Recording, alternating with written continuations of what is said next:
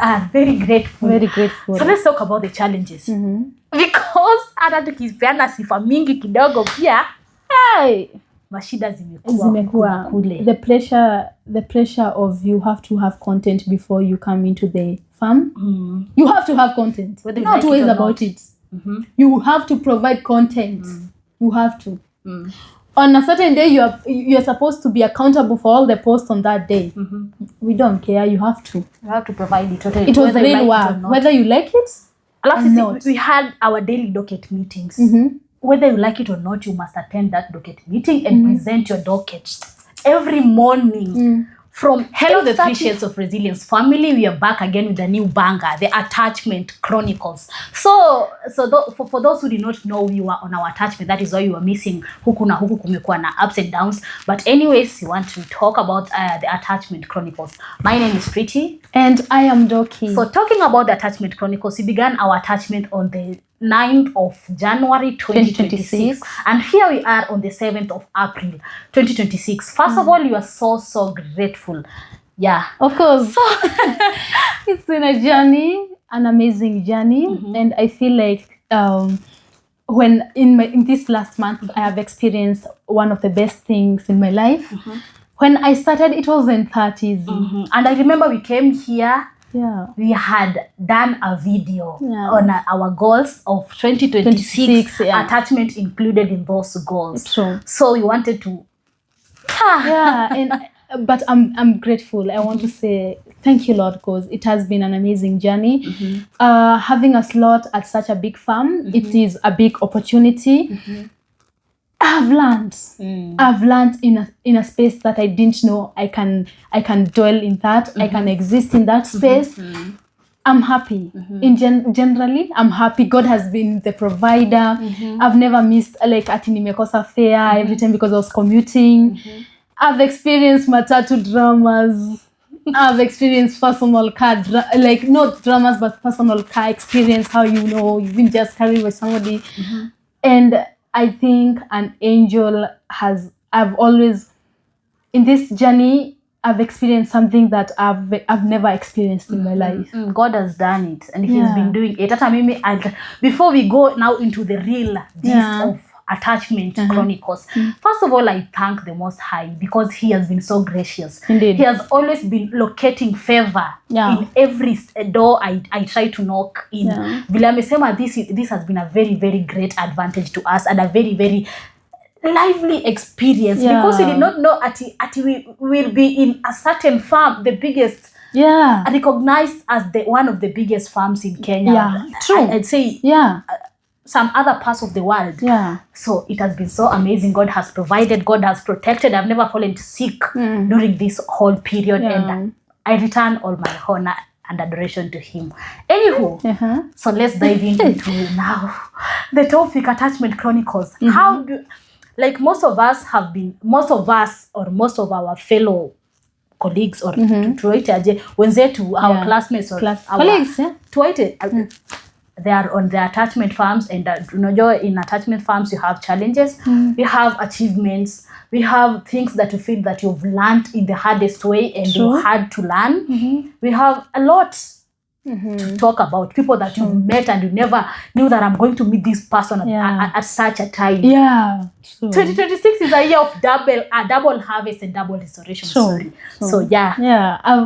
the first time I was placed at a local station in the farm now, and I felt like it was one of the heaviest weeks in my life, because I can fluently talk, but it is another story when it comes to writing, and I felt like will I do this? I would go home and say I'm not up to it, and then I'm told you are up to it. You cannot quit with 2 days. You have to. But as time went on, I have enjoyed being at that particular radio station. I've really enjoyed. I've been able to mingle around with the presenters, and they have been amazing. They have been an amazing people. Every time I would wake up and know I'm coming here, it was one of the best days in my life. I had the best. At first, alikuwa amenikalia sana. The best social media, the best mentor, the best supervisor. He has been one of the best people. I know he will tell me, pull down that post because you're not careful, and I told you you're doing some silly mistakes. Like, I've tried, but he's like, through that it's about accountability. I got to learn. You get me? So he has been one of the most amazing persons. Hata mimi, I remember telling you that huku kwetu kuna pressure. Mimi, I'm usually not a person who is so interested in some other people's life, especially celebrities. Na pali nimekuwa blessed, whether I like it or not, I must just follow up on what a celebrity is doing. And I'm like, sasa namka asubuhi, I have to look at what Arapud has done, what Raila has done. Sorry, not Raila. What politicians. A lot of stories, and I'm like, this is too much pressure for me. But then still, it was the best. At least I'm informed, so much informed. I can literally explain to you what happened to so and so's relationship, what happened to this and this. But also then still my supervisor has also been the best person to like. He's so tough on other people. Like, people assume that he's tough-headed or something. He's not easy to work with. But then still I've enjoyed working with him so much. At maybe that pressure he has been giving into me has been so helpful. At the end of the day, you have to do given a maximum number of posts, this and this. Na najua at the end of the day I must. Hata kama niteme kwenda home, I must accomplish whatever. That's so good. Because by the way, last week I had to shift from my workstation and go to Homeboys, and then I got a call around in the evening, and they now my supervisor is like, kuna this and this, and you need to go to kushikilia at Homeboys. I'm like, Homeboys Sana? How am I supposed to do this? I don't know when the presenters introduced the link, but they also made my week swift. Last week was one of the also amazing weeks around here. I've really, really enjoyed it, and thank you all, because thank you for my parents, because they believed in me. I remember, I'll never forget this statement, but when I first joined school, somebody came and told my mom, that's the worst mistake that you've done. You would have because I normally say that I had taken a passport and I wanted to leave now from this country and go maybe to Dubai, Qatar, somewhere just there and work. So somebody in the family came and told my mom, taking her to school is one of the wrong decisions that you've made, because it will cost you more. I wish that you could have spent that money on paying for her to go to abroad. But as I look myself right now, I'm really happy. I'm really happy that God closed the doors of me having to go abroad. And I have come to realize that when God closes a door, He has better plans, bigger plans for you. A more wider door opened for you. Because every time I'm approaching to touch the final touch of my journey in school and now internship, I feel like it is such a big success to me, So I'm so happy, and I can't wait for the baskets to hold water for me, because they will definitely do. And that is why my friends, I usually like to tell my friends this. Whenever you're praying, after you've prayed for life, pray for favor. Favor is one of the most important gifts that God can ever give. You could just be seated somewhere and someone calls you Dorcas, after you being appointed to work at Homeboys. You know that is a favor. It's a favor. Because why you? Why you? Because other people are there. And why you? So in as much as you're trying to pray for life, to pray for good health, to pray for favor. Favor is an umbrella to everything that you might need. So anyhow, what else? Let me tell you a story. When before we came to this farm, so we had. Before you talk, let us just talk about that day when you received a call. We received a text message. That you've been selected to intern at Radio Africa. Hiyo time nataka kununua minis, nataka kukopa airtime. Dorcas is like, napata user alikuwa ananikola, I'm sure she was calling us, she was like, user busy. Niko like, nilikuwa nanunua airtime nikupigie, don't know how happy I am. I've shouted the whole. Kila mtu anasema, what is wrong with this lady? It was. And let me tell you, before we landed how here, how did you feel?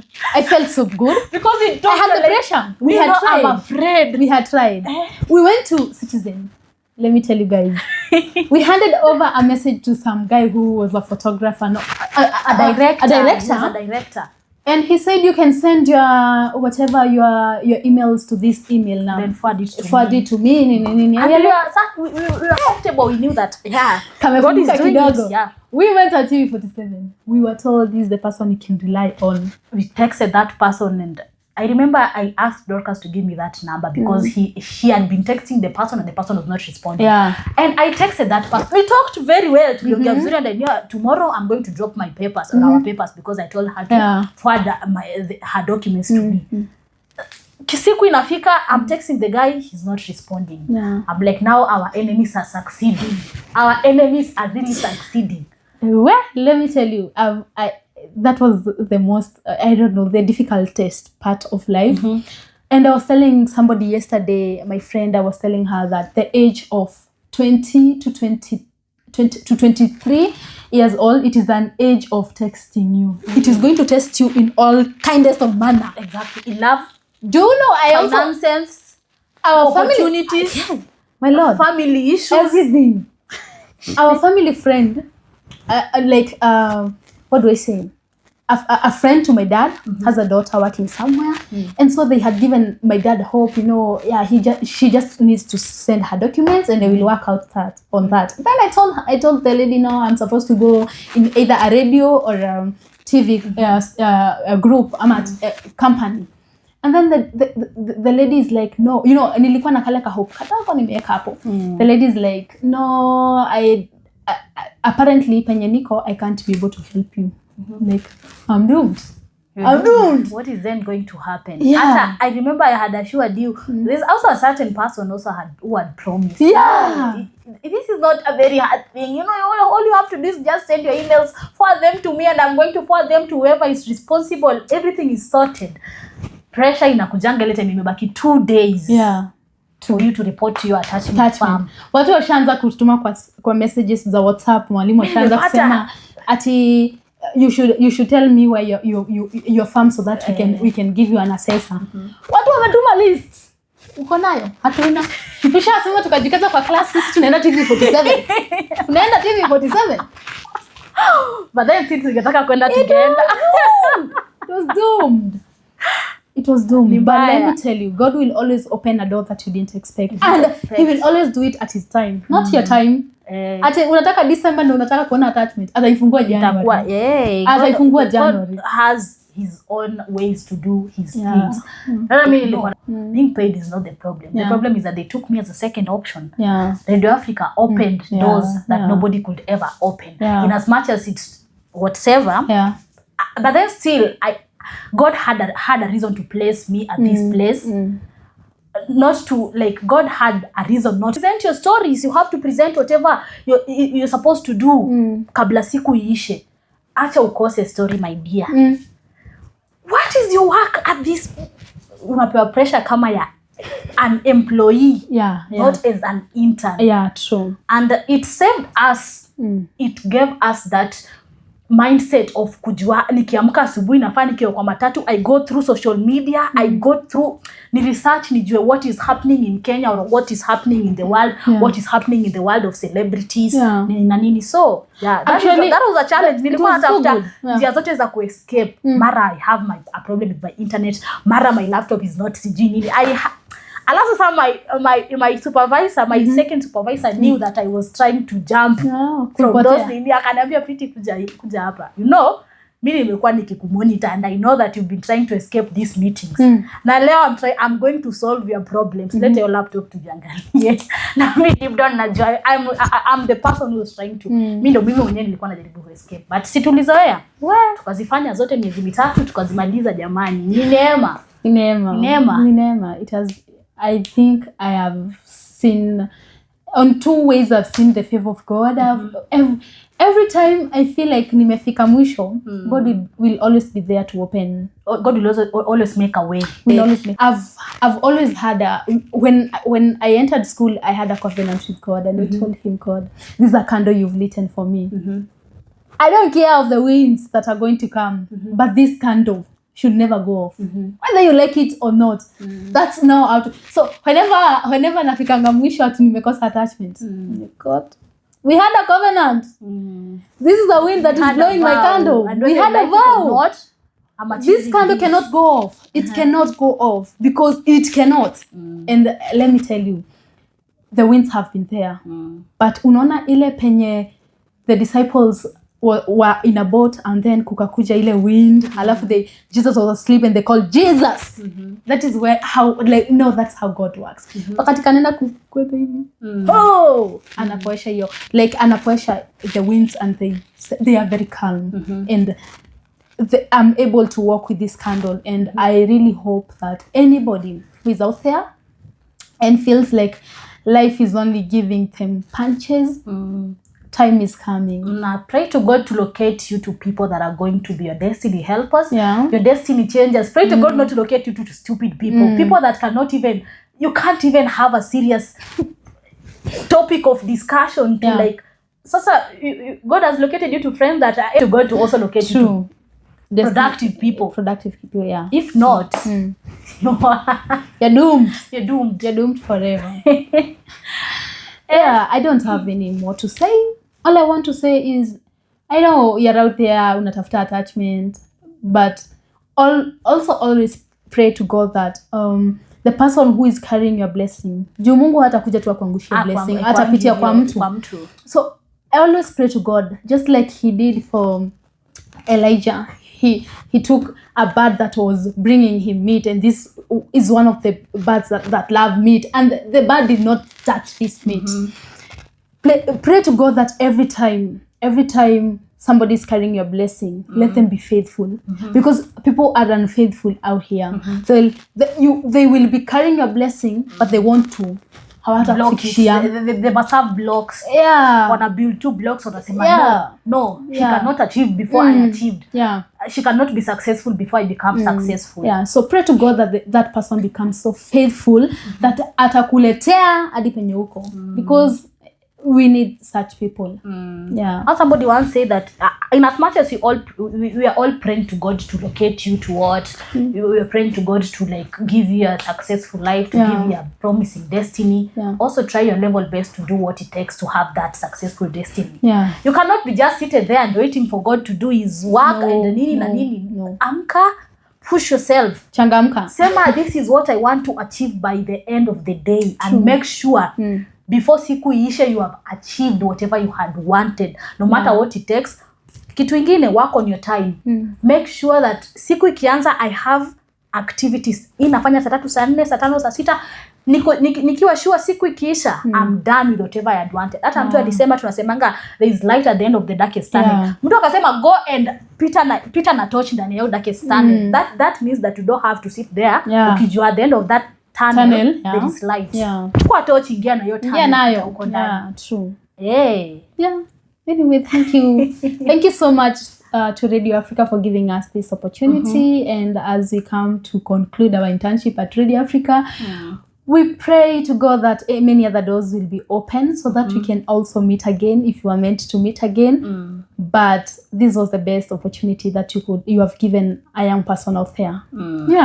Same applies to me. I don't have much to say about what I have done in Radio Africa. It has been the best of the best. And if I start to say, she's bragging, but when it comes to the favors of God, brag to whoever you want to brag to the world that God did it, and God is always going to do it. So, and by the way, before we forget, that one person who was carrying our blessing, ego, you touched our souls and like in a brilliant way. We are very appreciative. We might not say it in materialistically, but deep down our hearts, I'm very, very grateful, and may our good Lord bless you. May whatever you've been praying for, may it be answered, because you did touch our hearts. You did. You are one in a million. When you are in the verge of Sasa, our enemies want to succeed in this. So our enemies wanajifanya God has done it. Watababaika sana. we are going to be back soon at our school, because our fans at school have really been asking where we went to, and now this is the story behind us not being able to shoot our content for you. We are waiting for you, and you continue waiting for us. When I say we're waiting for you, I mean that we are waiting for your support, your full support that you've been giving to us, because that school environment has really made us grow. Sana. So keep on liking, sharing, and subscribing, and comment on if you're on your attachment or your internship period. Comment on what you felt like it was really disgusting for you. What you felt like made you learn in the hardest way possible. What you learned in the easiest way possible, because not everything is learned in the hardest way. The people that you've met, and Thank you so much. See you.